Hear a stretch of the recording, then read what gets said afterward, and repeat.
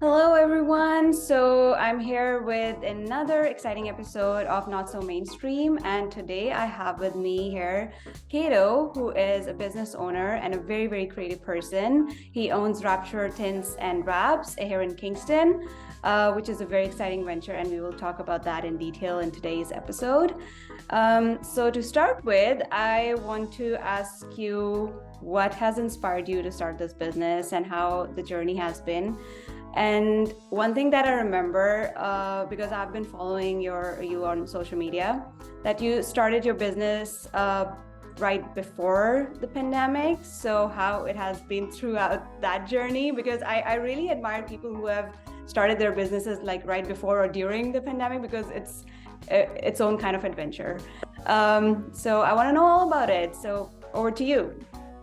Yeah, that's a great point.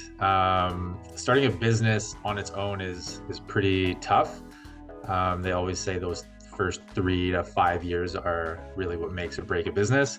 And when you start a business a few months before a pandemic, it's not the most ideal situation, but it really got us into like a really good place in a really bad situation. So we use it to our advantage. Obviously, they were giving out funds at that point to small businesses to keep them on track. So fortunately for us, we qualified. And when you're a new business, there's not a lot of financial aid for those businesses. Banks generally won't touch you because you're just, some random person that has a dream, and without sales, they don't really want to lend you money. So it worked out to our benefit for sure, giving the government funding.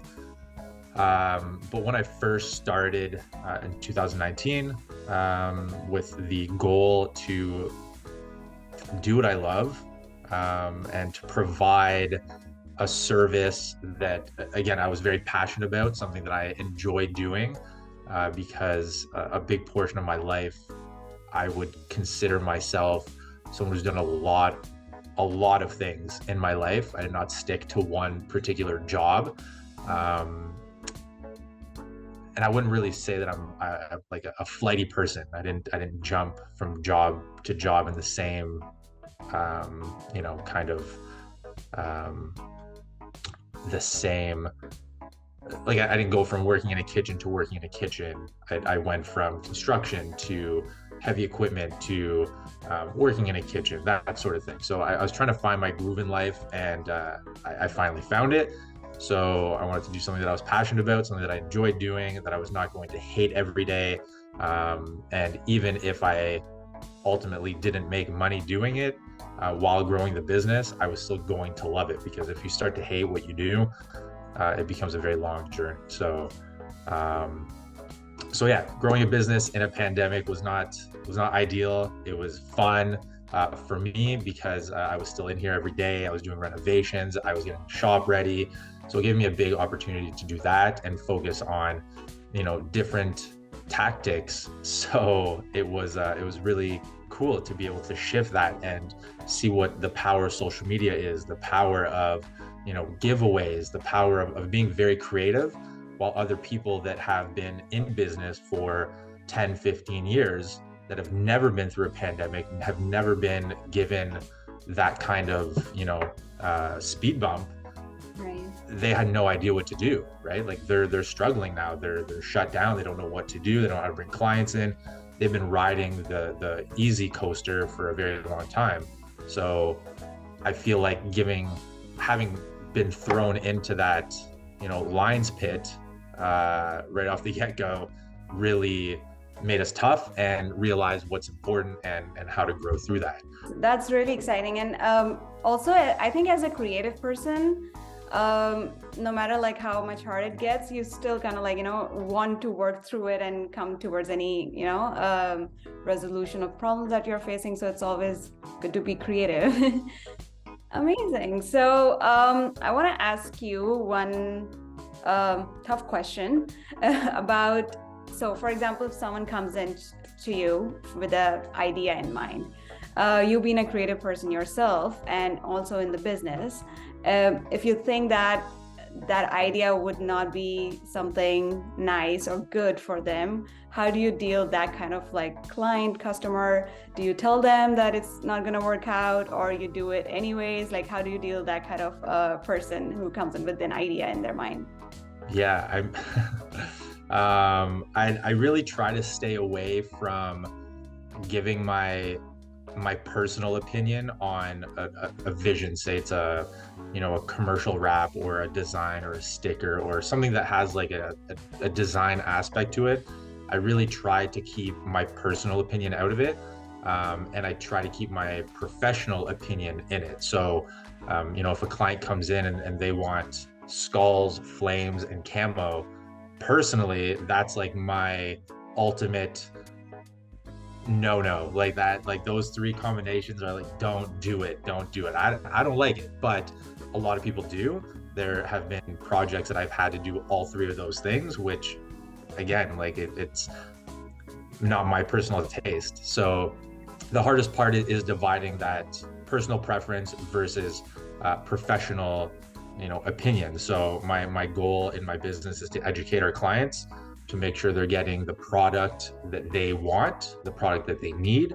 And so if they come in with a creative vision, I tend to go with it, those sort of things. And again, try to keep my personal opinion out of it. There's a lot of times that clients come and say, listen, I see your social media, I see what you guys do, do what you do best, and here you go, like you take it, and I don't know what to do. This is not my thing, it's your thing, which is sometimes really fun, but at the end of the day, again, like they're going to end up getting a project that is my vision and not so much theirs. So when that happens, we really tend to only do it for clients that we really know, because we've learned, say their favorite colors, what they like, are they in the military, what kind of vibe they are going for, and kind of like maybe, what their hobbies are and that sort of thing. So we kind of really get to know the client, as opposed to trying to make, money in and out, a revolving door. It's really getting to know our clients so that we can have that, and, our opinion becomes very valuable to our clients because they trust our vision. They trust that we're getting to know them as a person. So generally, I don't push people away, or I don't just say, okay, you know what, if this is what you want to pay for it, you get it, whatever. A lot of places will do that, and that's just not who we are. So our biggest thing is education, and giving the pros and cons. At the end of the day, if they want to do it and I don't like the vision of it, then so be it. But if it's something that is a product limitation, like say we're wrapping a car, and they want to wrap over the rust, and I'm like that's not going to look good, it's not going to make it last long, it's going to fail, it's going to look like trash, I highly suggest not doing that. You should get some body work done before, because ultimately it's our name that's on the product at the end of the day. And there's a lot of clients that will be like, oh, that's fine, I totally get it, I don't care. But in reality, like that client is not going to be standing beside their car outside of the grocery store when other people walk beside it, potential clients of ours that know we did that project, see the rust and how badly it's failing.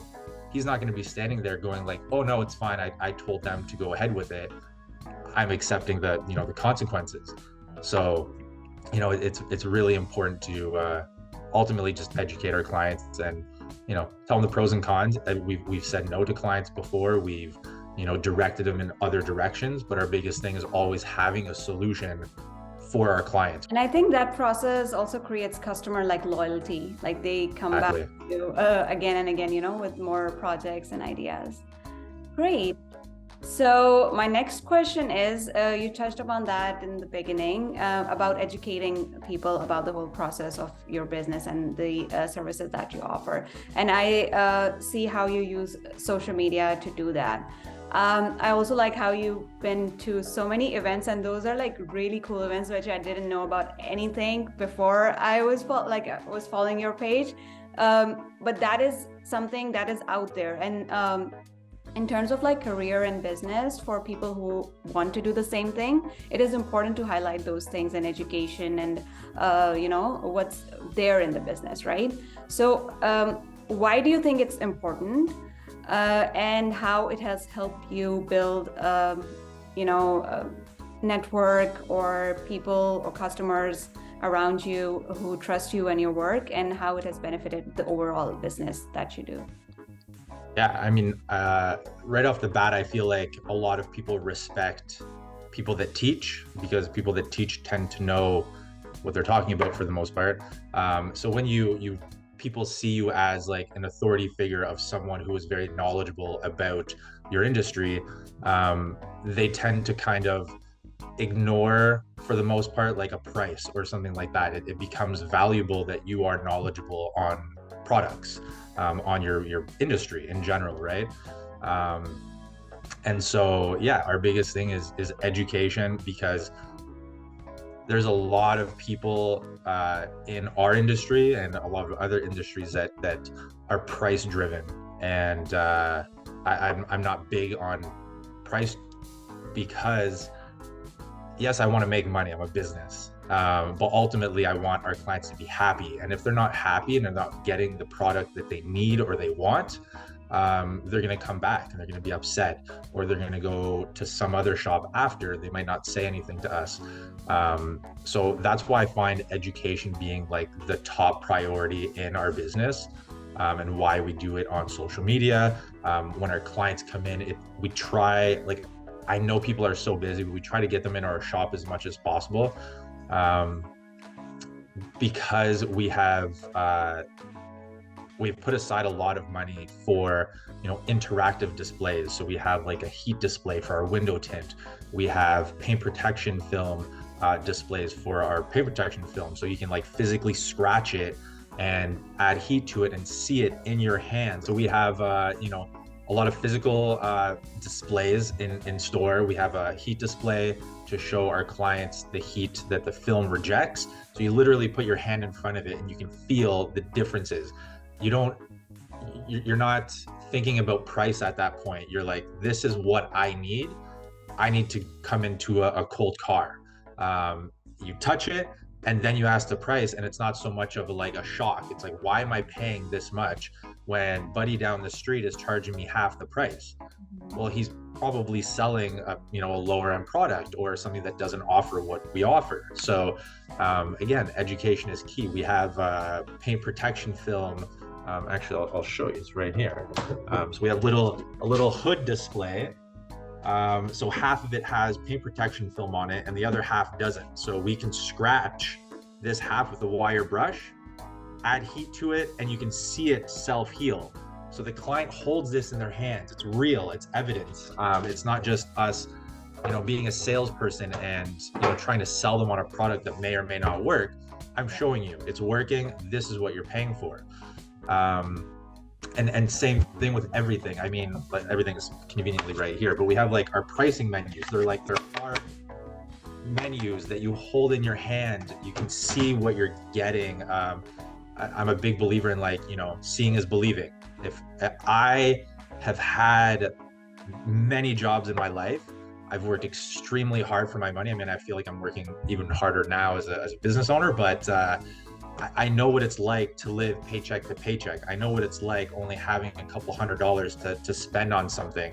And the last thing I want to do is waste our clients' time, waste their money, because I know how hard they work, especially right now. Like, money does not go very far. And so the last thing I want is for a client to come here and, get something that they didn't need, they didn't want. So we'll sell people on, the cheaper solution, or if we don't have something that is for their needs, we're well aware of all the other businesses that might have a better solution for them, more budget friendly, etc. So our biggest thing is education, and like you mentioned, the events that I attend are all about industry growth, industry awareness, because not a lot of people know about these things. And, I'm sure you yourself, if you need tint, you're calling every place in town to see what the cheapest one is, because tint is tint.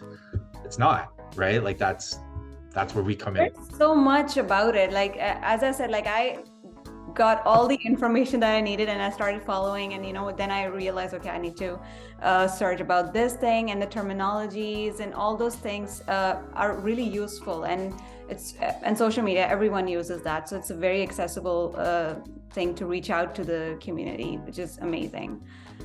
All right, so my next question is, what is your favorite project to date? Like, it could be personal, and how was the process like, and why it's your favorite? I feel like that question is going to lose me those clients or other clients that I don't choose their projects. It could be personal, anything that Yeah. you do for yourself.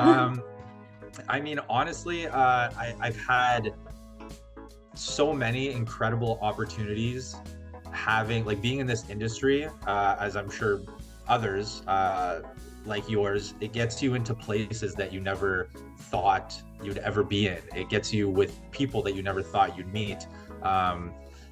I mean, I was told, like, early on in my life when I started getting tattoos and stuff, that it was a bad idea. Like, if you want to be a business owner ever, like, don't do that kind of stuff. And I have like very respectable people that don't have tattoos and are, millionaires that respect me just as anybody else would. So the fact that I have made it into places, for example, like we do a lot of work for the Leon Center now, over the past 2 years now,